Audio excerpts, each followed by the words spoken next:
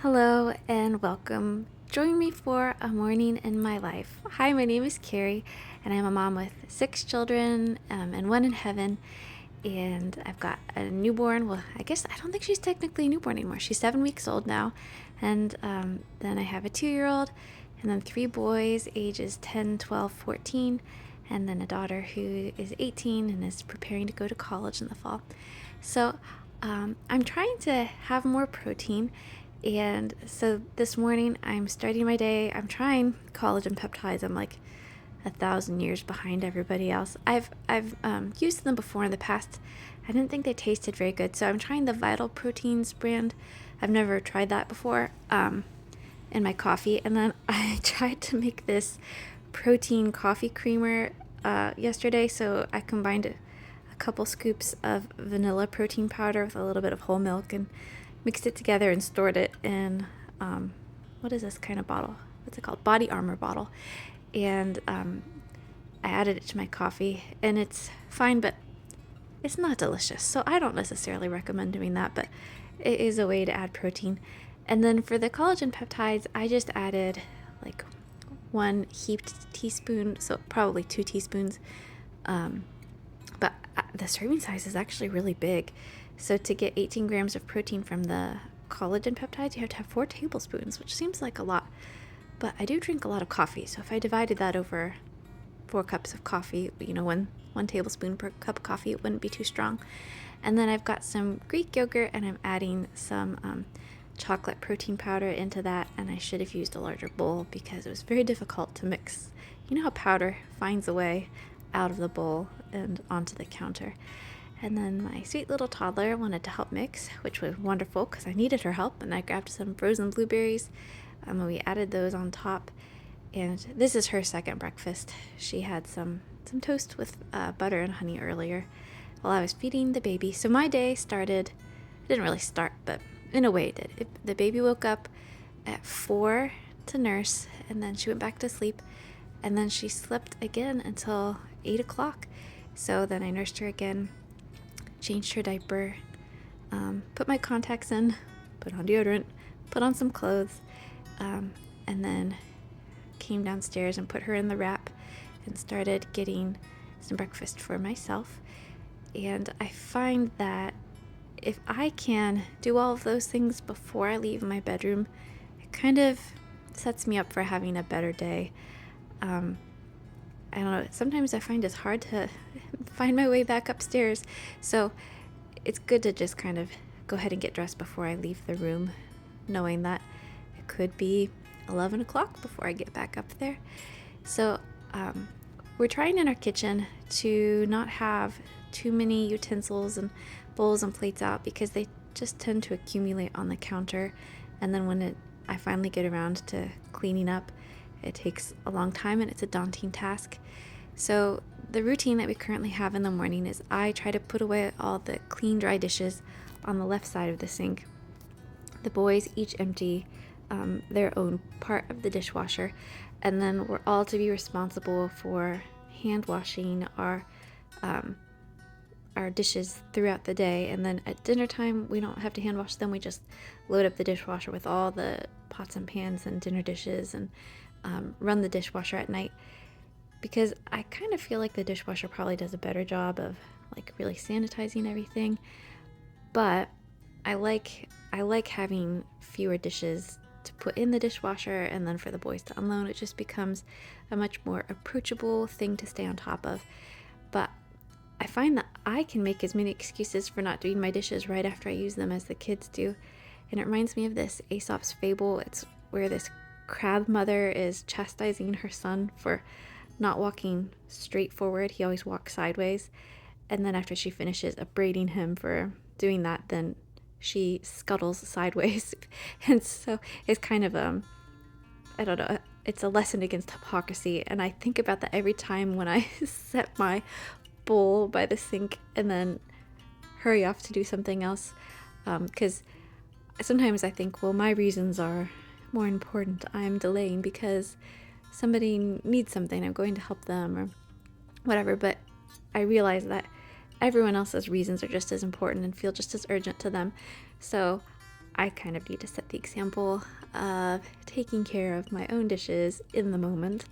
And then the nice thing about that is I think that the clear counter kind of like is a reminder almost of, hey, don't set your dirty dish there. Go ahead and wash it right up. I feel like if there are already my dishes there, then that kind of invites everyone else to let their dishes accumulate there. So anyways, here's some of our coneflowers. My toddler and I have been enjoying checking the bees out and seeing what they're doing. There are honeybees and bumblebees. And I've been wondering, do bumblebees make honey? And if so, why are they not called honeybees? It's very perplexing. But anyways, it was time to change the bedding on the baby's pack and play mattress and her crib mattress. And I've got this little bottle of detergent mixed with water up in our bedroom, because that's where we put our baby's dirty laundry along with my husband's and mine and our little daughter here. So it's about 1 part detergent to 4 or 5 parts water. And I find that if we just spray things that are pretty heavily soiled, like they're a little bit of a couple spit up spots, which is why we needed to change the sheets, then they wash up super well in the washing machine and we don't have any staining. Those beautiful wind chimes were a gift from our church when our daughter Iola passed away, and every time I hear their beautiful melodious tinkling, I think about God's promises and the hope that we have of seeing her again in heaven. So after I got some of that laundry pre-treated with the help of my toddler, I popped into the bathroom real quick to put on some sunscreen, because I was hoping that we would be able to get outside and go for a ramble around the neighborhood and down to the river and along the path.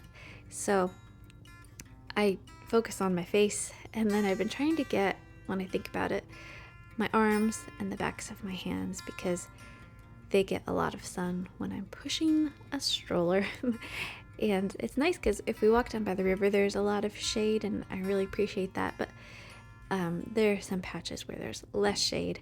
And then I was kind of planning on walking back up through the neighborhood this time, and there's some stretches of sidewalk that aren't so shaded. Does anyone else do this? I find that if I put lipstick on, it looks too severe, like the lines are too harsh. So I kind of like tap with my fingers to kind of like blur the hard edges, and then I use what's on my fingers as blush. I don't know if that's odd or if it's genius, but I like it. And then I know that my blush and my lipstick color don't clash. So anyways, I'm tossing in a quick load of laundry here.